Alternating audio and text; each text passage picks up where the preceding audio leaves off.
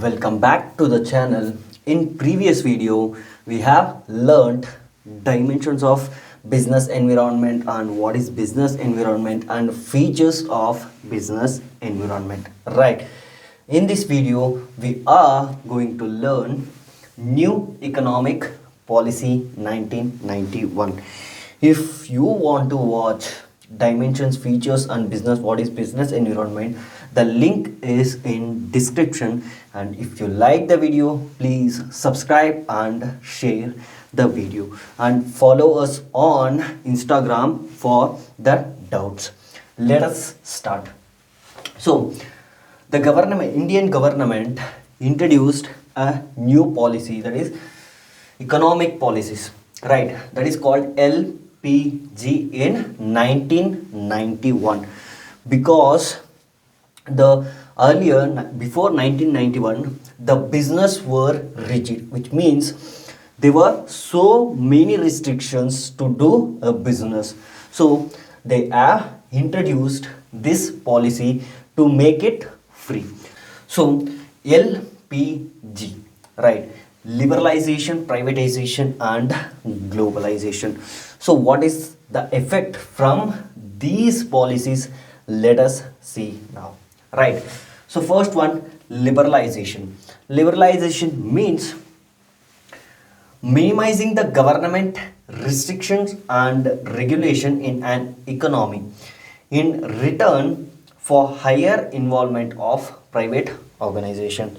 The government removed almost all the restrictions, not all the restrictions, some major restrictions were there before 1991. So they have removed those restrictions for what? For the higher involvement of private organizations, so that the private organizations must get into business and do business. Much more private organizations needed in the economy, so that's why they have removed those restrictions. Then abolishing licensing requirement in most of the industries except a short list, which means they didn't removed all the licenses required. Some license what is necessary for the organization or company registration, those procedures and licenses are kept and other restrictions are removed. Then freedom in expansion. So you can expand all over the India or all over the globe. You can expand to any extent, right? That is freedom of expansion. You can, someone can sit in India and do business in US, France, Canada, anywhere in the globe, and similarly US person can do business in India by sitting there, right? That is freedom in expansion. And next one, removal of restrictions on movement of goods and service. Earlier there was a restrictions on movement of goods and services. If you want to move from Karnataka to Tamil Nadu, there is n number of procedures was there, taxes was implied, right?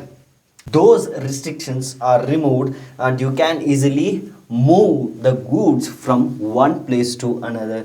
Even you can move the goods from India to US, country to country, state to state. That is the point. And next one, freedom in fixing the price. So earlier government was fixing the price for the products. If you have a product, then you can fix the price today, right? If you have any product, it may be pen, pencil, book, anything, you can fix the price. At this price the book or whatever the product is there, that must be sold. So next one, reduction in tax rate. Obviously they reduce the tax rate, right? So earlier it was VAT, now it is GST for the goods and services. So it reduced the taxes of the industries, company, whatever it may be, and payer also, for customer also it is quite lower. And then simplifying procedure for import and export. Earlier if I want to say, if you want to import 100 rupees goods, you must pay 100 rupees tax. Right, it become 200 rupees product. Right, it was increasing the product price also, but now the procedures and the taxes are reduced. For export there is no tax almost, and import whatever the tax, higher tax slabs was there, that is reduced. Right, then attracted foreign capital and tech in India. Obviously, after these benefits and removal of restrictions, licenses, what happens? Obviously, foreigners will attract towards India because tax rate is low and these much of facilities are done. So it is liberalized. We can do the business, right? So that's the intention of foreigners, right? Then what happens? Foreign capital comes to India because of these benefits and tech to India. Obviously, if foreign organizations are getting into the business in India, obviously their technology is also getting in India. Let's see the second one, privatization. So, what is privatization? Privatization means transfer public sector to private sectors. What government did, all the whatever the government organizations or companies were there earlier, they sold their shares, that is 51% of their share, to private organization. Automatically it become private sector, private organization or private company. If someone has 51% share in an organization, he will be the owner of the organization, right?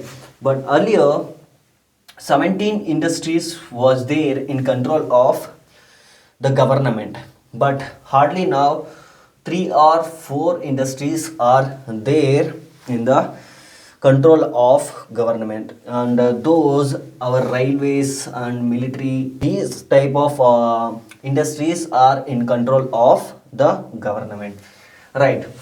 The first point, what privatization did, so aimed at giving greater role to the private sector. Obviously, if government is selling their shares to private organizations or private companies, obviously they are giving a greater role to the private sector, and adopted the policy of planned disinvestment of the public sector. Whatever the investments was there of government, they sold to private sectors, right? Their shares, their investments all sold to private sectors, and then decided to refer the loss making and sick enterprises to board of industrial and financial reconstruction. Whatever the profit making companies are there, those companies taken over by private sectors.